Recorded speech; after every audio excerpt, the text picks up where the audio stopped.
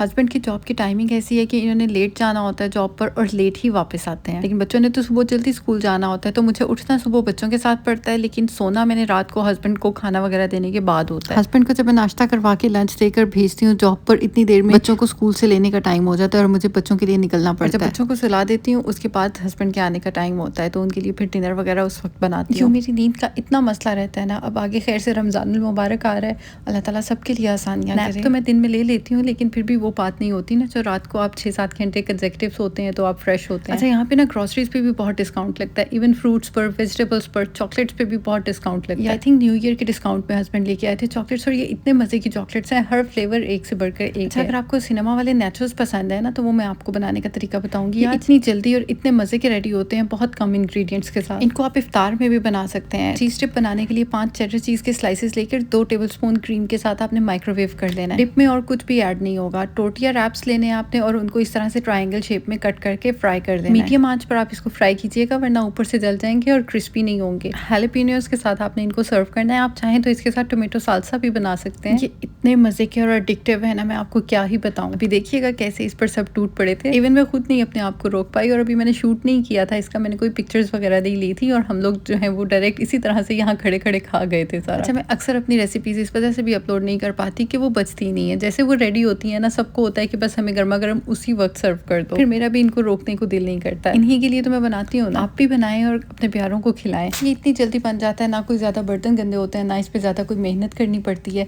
आपको बनाने का भी मजा आएगा और खाने और खिलाने का भी मजा आएगा।